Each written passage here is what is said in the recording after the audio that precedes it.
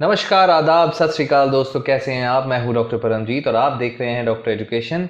जैसे कि आप जानते हैं, मैं इस चैनल पे हेल्थ और हेल्थ केयर के बारे में सिंप्लीफाइड मेडिकल एक्सप्लेनेशन की वीडियोस बनाता हूं और सिंपल भाषा में बहुत ही ऑथेंटिक इन्फॉर्मेशन आपको देते हैं जो कि directly internationally accepted US national medical library से ली जाती है। और मैं आपको बताता हूं कि आप क्यों बीमार होते हैं और कैसे ठीक हो सकते हैं। तो आज हम बात करेंगे दोस्तों बेल्चिंग, ब्लोटिंग और फ्लैटुलेंस के बारे में। जो आपको डकार आते हैं, पेट फूला फूला सा लगता है, पेट में एकदम ऐसा लगता है फूल गया है, और दूसरा जो आप गैस पास करते हैं नीचे से, उनके बारे में कि भाई ये क्यों होता है, बहुत कॉमन रीजन क्या है। छोटे छोटे कारणों से होता है दोस्तों, खाने पीने की आदतों से, तरीके से, जीने के तरीकों से, और छोटी छोटी चीजें करके आप इन्हें अवॉइड कर सकते हैं। और सोशल जो इनके वजह से आपको अनकंफर्टेबल फीलिंग होती है, सोशली भी और खुद से भी अनकंफर्टेबल फीलिंग है, उससे आप बच सकते हैं। जो इन सब चीजों की वजह से जो आपको अनकंफर्टेबल फीलिंग होती है, आप उससे बच सकते हैं। सो दोस्तों, पहले बात तो आइए शुरू करते हैं और बात करते हैं इन सब के कारणों के बारे में और इसके लिए आप क्या कर सकते हैं उसके बारे में।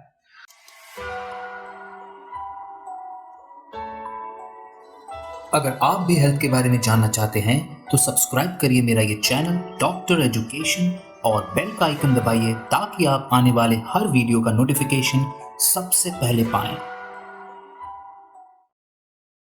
दोस्तों, बेल्चिंग या जो डकार आपको आते हैं, इसका मूल कारण है कि आप जो है हवा को निगल लेते हैं। और ये कई कारणों से होता है कि आप हवा निगल लेते हैं, स्वॉलो कर लेते हैं एयर को। सबसे कॉमन कारण है बहुत ही जल्दी जल्दी खाना खाना या बहुत जल्दी जल्दी पानी पीना, उससे होता है। या खाने को अगर आप पूरी तरह से नहीं चबा रहे तो उसके साथ थोड़ी हवा चले जाती है अंदर। या आपके डेंचर्स फिट नहीं हो रहे हैं प्रॉपरली, तो भी ऐसा होता है कि आप प्रॉपरली नहीं चबा पाते।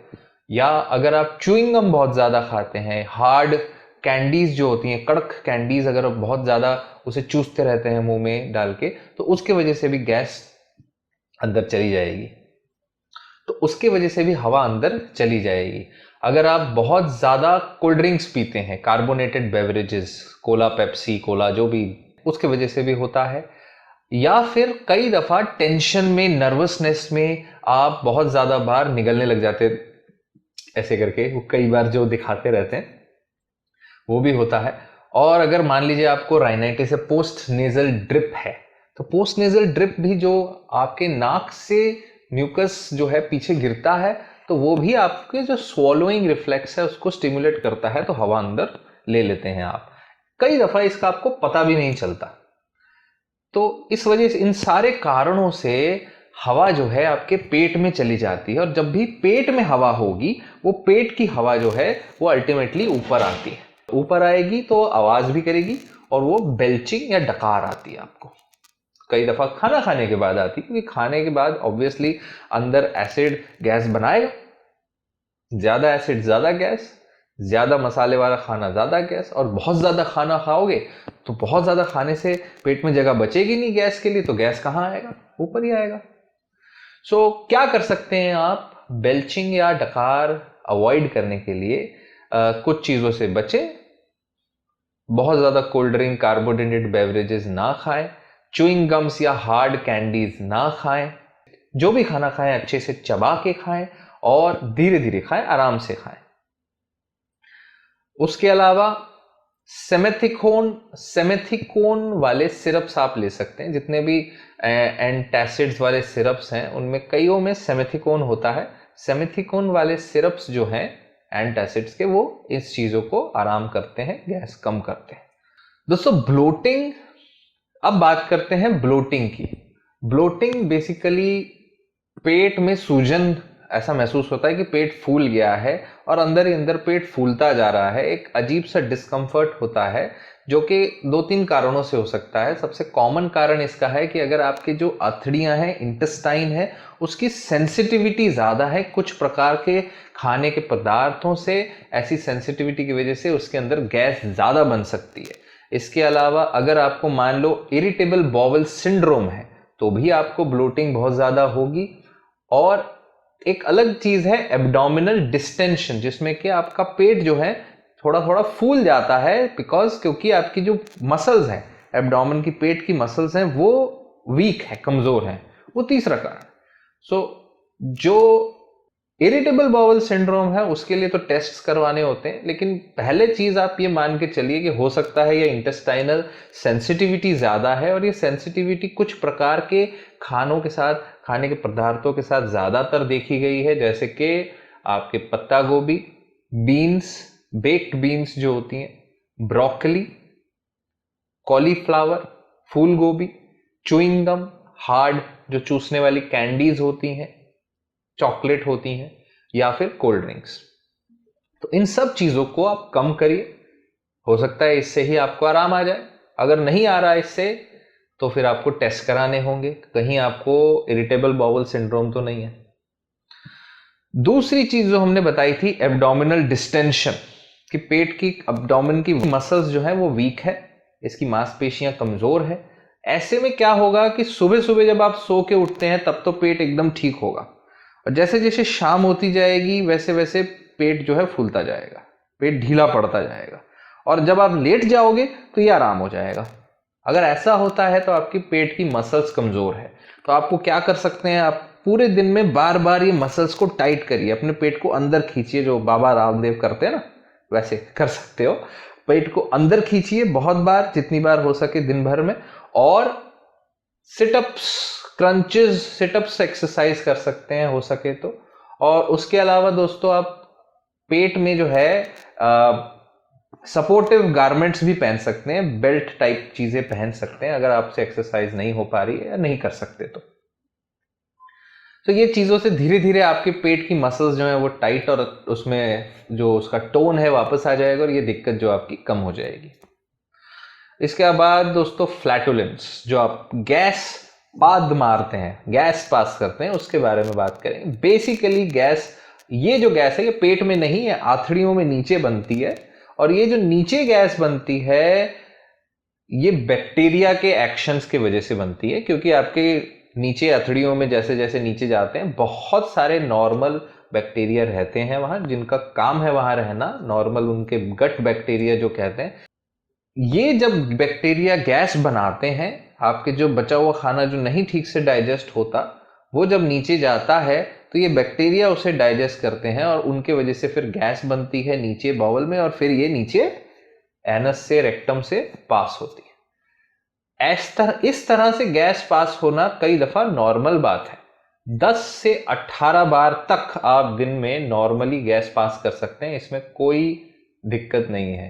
ये गैसेस हार्मलेस होती है आपके लिए, कोई इसमें खतरा नहीं है। कई दफा ये गैसेस जो हैं बिना किसी स्मेल के होती हैं, ओडरलेस होती हैं। अगर आपको स्मेल आ रही है, बास आ रही है, नोटिसेबल बास आ रही है, तो फिर ये गैसेस किसी पर्टिकुलर टाइप के खाने के प्रोडक्ट्स के वजह से बास प्रोड्यूस होती है, स्मेल प्रोड्यूस होती है। तो ऑब्वियसली कुछ टाइप के खाने की प्रोडक्ट्स हैं, खाने की चीजें हैं जिनसे कि गैस ज्यादा बन सकती हैं, और कुछ हैं जिनसे कम बनेगी।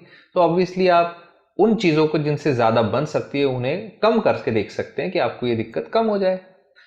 उसमें कॉमन चीज है मिल्क, दूध या मिल्क के products, dairy products.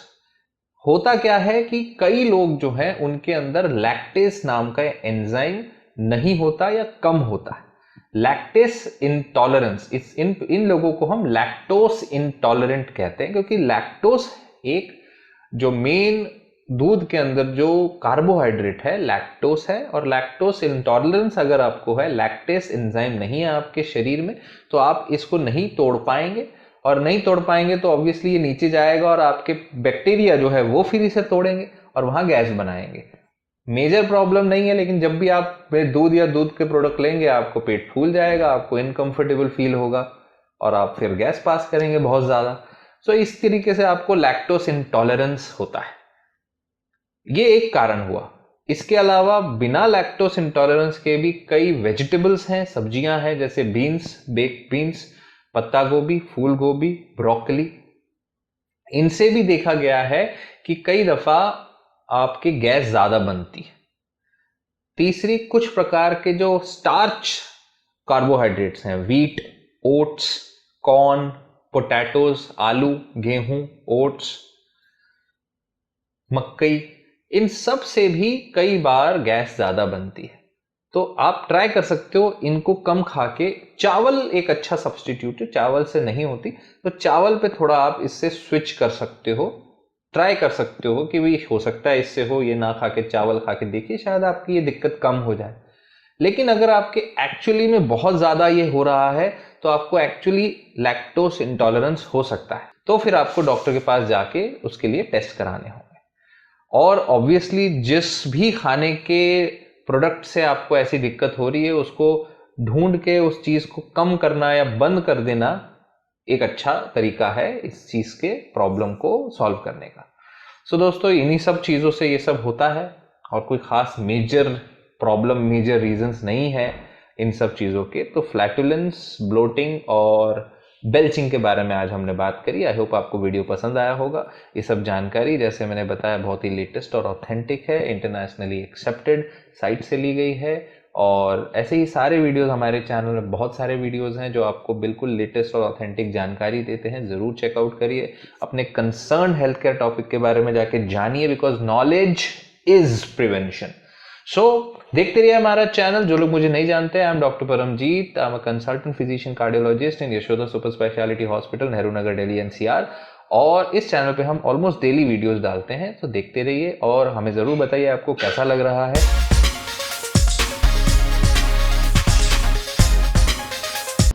Pepsi Cola, Mountain Dew, जो भी आप पीते हैं, आपके कुछ जो लैक्टोबैक्सिलिस ज़्यादातर देखा जाता है वो हमको दिए। ये सॉरी।